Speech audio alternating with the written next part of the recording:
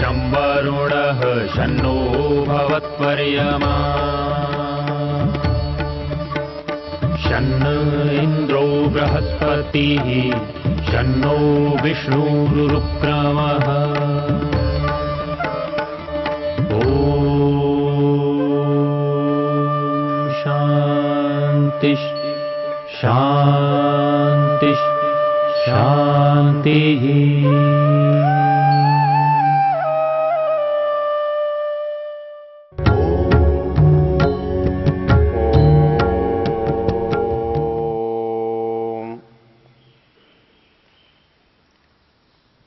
हम यजुर्वेद के 32वें अध्याय की चर्चा कर रहे हैं और जिन मंत्रों की चर्चा कर रहे हैं, प्रसिद्ध मंत्र था न तस्य प्रतिमा अस्ति यस्य नाम महद्यश। उसका परिचय ही उसका नाम है, उसके कर्म ही उसका नाम है। उसको देखने के लिए उसके कर्मों से हम उसे देख सकते हैं। हमने कल विचार किया किसी भी वस्तु को जैसे जानने के लिए स्तर होते हैं, वैसा ही स्तर परमेश्वर के जानने के लिए भी आवश्यक है।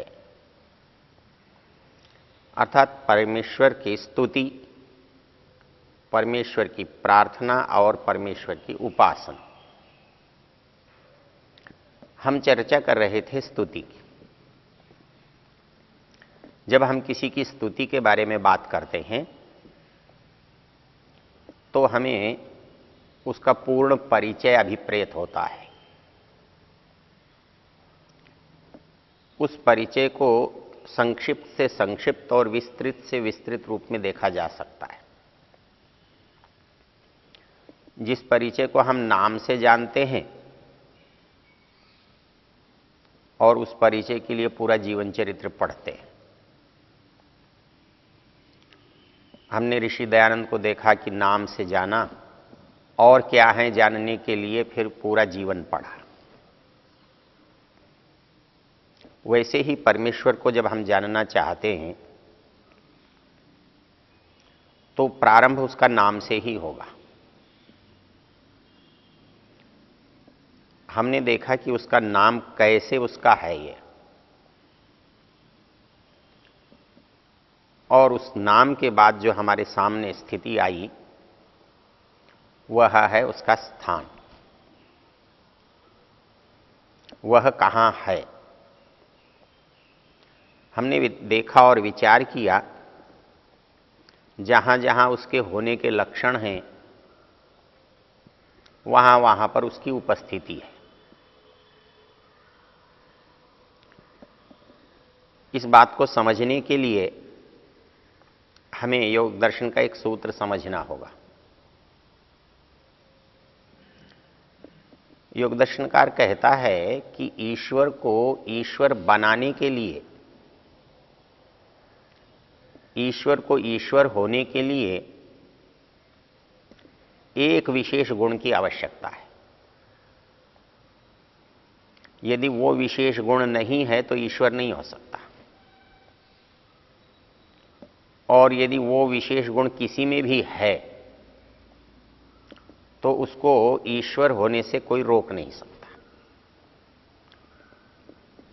क्योंकि वो जो ईश्वर को ईश्वर बनाता है, वो गुण, वो योग्यता, वो सामर्थ्य कौन सा हो सकता है?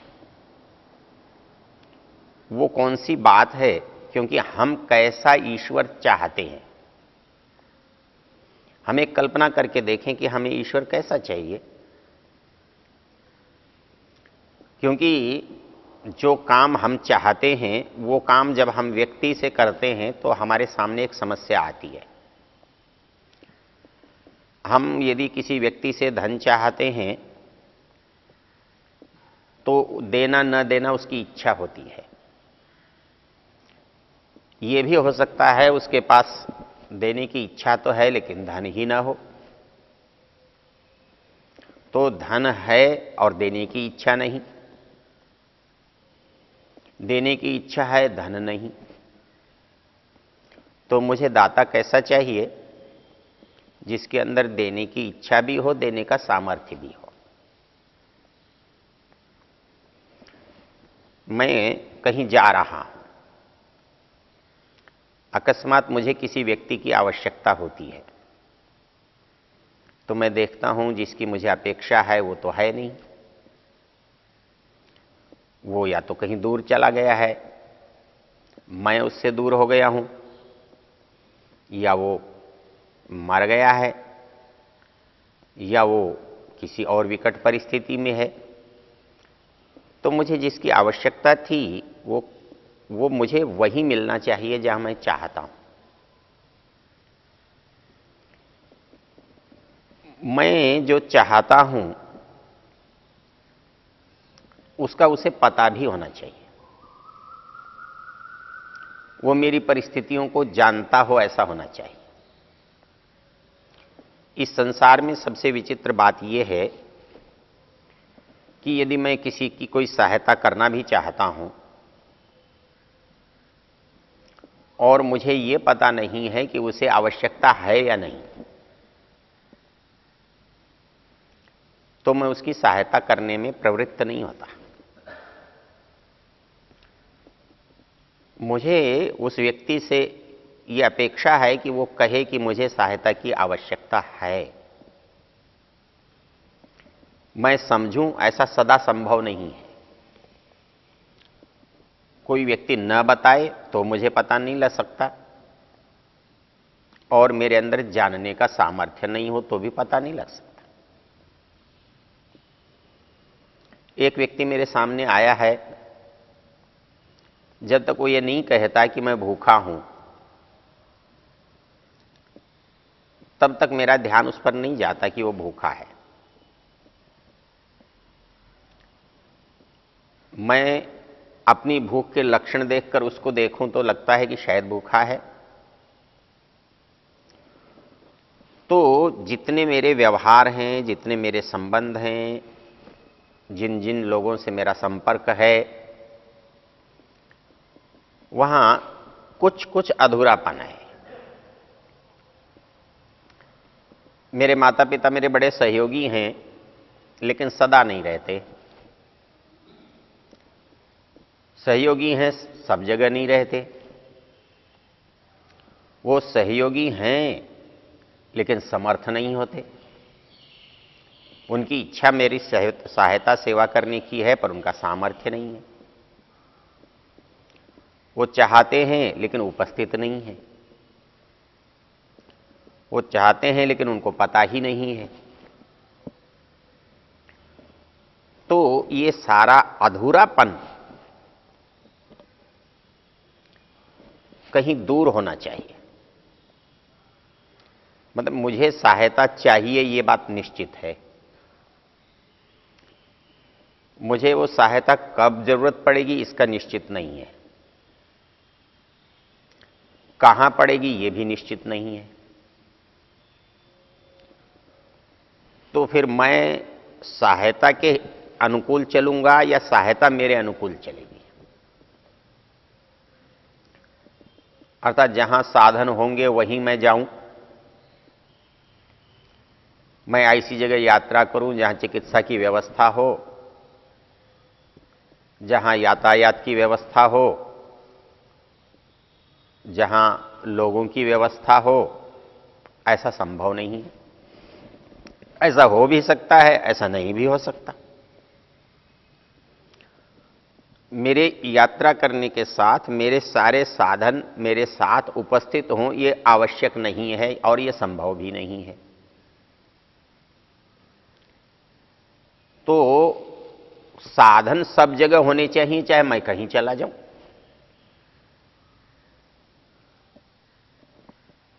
तो मैं जहां जाना चाहता हूं वहां पहले से मार्ग बना हुआ है, मुझे जाने में बड़ी सरलता होगी। और मैं ये सोचूं कि जाना है तो मुझे मार्ग बनाना चाहिए, तो जाना बड़ा मुश्किल हो जाएगा, असंभव हो जाएगा।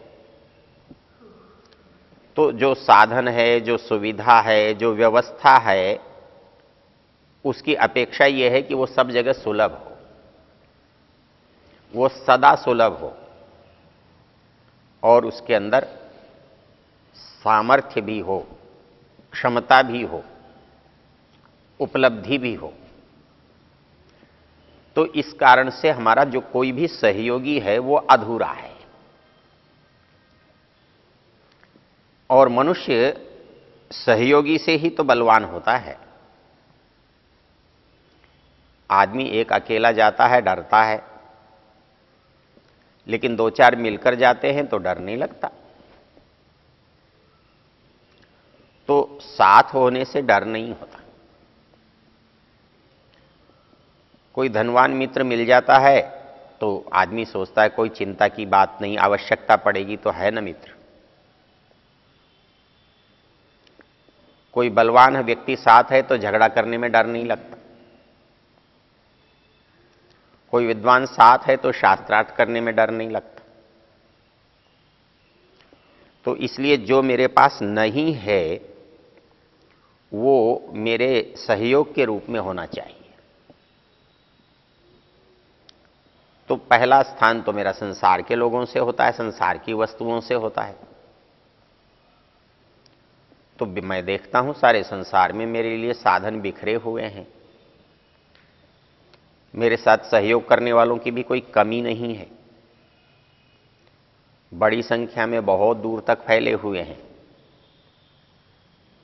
और उनके पर भरोसा करके मैं चलता हूं। लेकिन जीवन में निराशा होने लगती है जब ये साधन मुझे थोड़े दिखाई देते हैं, कम दिखाई देते हैं, अनुपस्थित दिखाई देते हैं। तब मैं ऐसे साधन की चिंता करता हूं, विचार करता हूं जो सुलभ हो सके, जो आसानी से मिल सके। और संसार में ये थोड़ा थोड़ा थोड़ा होना जो है, ये थोड़ेपन की जो अनुभूति है, ये संपूर्णता की परिचायक है। यदि कोई चीज पूरी हो तो दूसरे की अपेक्षा नहीं होती, और अपेक्षा होती है तो ऐसा लगता है कि ये अधूरा है, आधा है, कम है, इसके साथ कुछ और होना चाहिए। तो हम जितने भी मनुष्य हैं, प्राणी हैं, उनके पास कितना भी ज्ञान, कितना भी सामर्थ्य, कितनी भी संपन्नता हो, लेकिन ये सब अधूरे अधूरे हैं। सब में जाकर न्यूनता दिखाई देती है, अभाव दिखाई देता है। कोई कितना भी देने वाला हो, यदि गिनकर दे रहा है तो गरीब ही है, नाप कर दे रहा है तो गरीब ही है। उसके अमीर होने का क्या प्रमाण है कि वो बिना तोले बिना नापे दे सके, उसके पास इतना हो। मेरे सामर्थ्य, मेरी आवश्यकता, मेरी मांग से अधिक हो, तो ऐसा किसी मनुष्य के पास नहीं होता। पंडित राज जगन्नाथ ने एक बड़ी सुंदर उक्ति लिखी है। वो कहता है, दिल्लीश्वरो वा जगदीश्वरो वा मनोरथम पूरयितुम समर्थ। वो कहता है या तो राजा और या ईश्वर हो सकता है आपके मनोरथों को पूरा कर दे। अन्य नृपालय परिदीयमानम शाकाय वास्या लवणाय वास्या। बाकी जो लोग देंगे वो क्या होगा? कोई सब्जी के लायक देगा, कोई नमक के लायक देगा। मनोरथों को पूर्ण करने योग्य कौन देगा? तो ये मनोरथ कैसे पूर्ण होंगे? ऐसा सामर्थ्य किसका है? मेरे मन में इच्छा होना, मुझे आवश्यकता होना इस बात का प्रतीक है कि उसकी पूर्ति का साधन विद्यमान है। यदि संसार में साधन नहीं होते तो मेरे अंदर इच्छा नहीं होती, मेरे अंदर अधूरापन नहीं होता, मुझे कमी नहीं लगती, मैं अपने को अभावग्रस्त नहीं मानता। लेकिन मनुष्य के साथ ऐसा है, मनुष्य अपने को अभावग्रस्त मानता है, अशक्त मानता है, वो अनुपस्थित मानता है। इसलिए उसके अंदर एक इच्छा पैदा होती है, एक उत्कंठा पैदा होती है, एक जिज्ञासा पैदा होती है कि वो उसको ढूंढे जहां उसकी पूर्णता हो। और हर टुकड़ा, हर खंड अपनी इकाई को बताता है, अपनी पूर्णता को बताता है, अपने से बड़े को बताता है। यही स्थिति जीवात्मा और परमात्मा के बीच में है। जीवात्मा का जो स्थान है, जीवात्मा का जो सामर्थ्य है, जीवात्मा का जो ज्ञान है, वो सारा का सारा एक इशारा कर रहा है, इंगित कर रहा है कि इसके अंदर जो अधूरापन है उसका कोई दूसरा सिरा, उसकी कोई पूर्णता का क्षेत्र और है। तो इस परिस्थिति में एक चीज निकलकर जो आती है, एक विचार जो निकलकर आता है, वो ये आता है कि मुझे जो अभाव है, जो असामर्थ्य है, जो अज्ञान है, मैं उसको दूर करना चाहता हूं। तो वो ऐसा होना चाहिए, कैसा होना चाहिए कि जिसमें कोई अपूर्णता न हो। फिर वो अपूर्णता कैसी न हो? अर्थात उसमें ज्ञान की भी अपूर्णता न हो, वर्तमानता की अपूर्णता न हो, उपस्थिति की अपूर्णता न हो, संपन्नता की भी अपूर्णता न हो। तो वो चीज, इतनी योग्यताएं जिसमें हों, उस व्यक्ति को मैं अपने से आगे रखना चाहता हूं, अपने से आगे रख सकता हूं। और दूसरी भाषा में यदि कहा जाए तो जो कुछ थोड़ा है, छोटा है, जिसे हम जीवात्मा कहते हैं,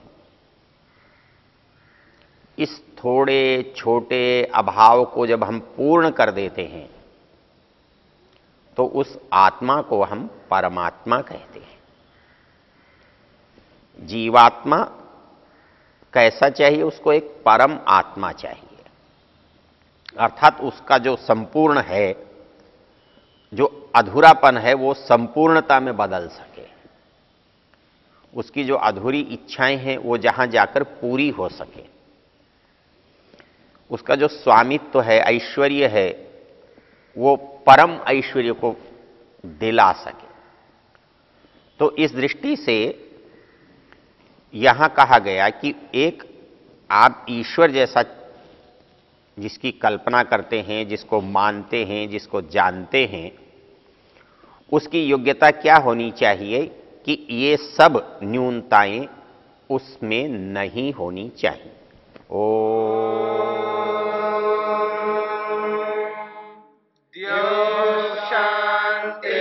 शांतिरंतरिक्षं शांति पृथिवी शांतिरापः शांतिरोषधयः शांतिः वनस्पतयः शांतिर्विश्वे देवा शांतिर्ब्रह्म शांति सर्वं शांति शांतिरेव शांति श्यामा